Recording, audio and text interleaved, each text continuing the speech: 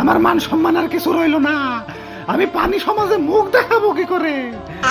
আমার বাবা মেঘে থাকে, মেঘের পানি। আমার দাদা সাগরে থাকে, সাগরের পানি।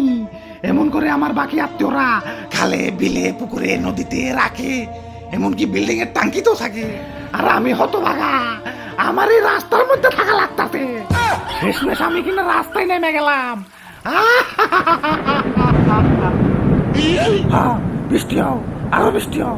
একে তোর রাস্তা থেকে বাইরে পারতাছি না, তার উপরে খালি বৃষ্টি হও। আমারে কি এই রাস্তার এখন স্থায়ী বাসিন্দা বানাইবে নাকি?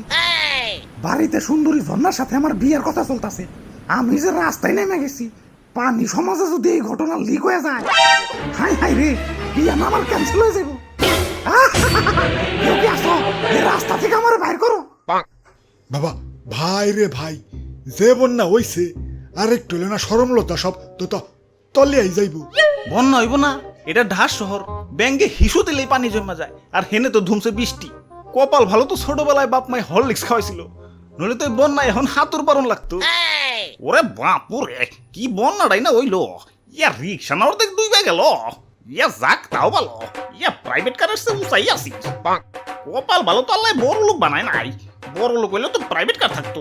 আর এখন এই বন্যার মধ্যে ডুব দিয়ে গাড়ি চালান লাগতো। আল্লাহ যা করে, এ ভালোর জন্যই করে। কেউ কি আসো, আমার এই রাস্তা থেকে বাইর করো।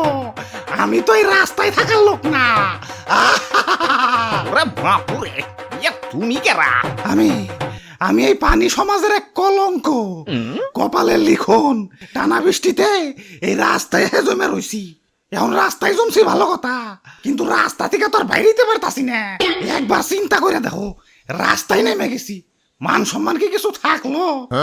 এদিকে ঝর্ণার পানির সাথে আবার আমার বিয়ার কথা চলতেছে।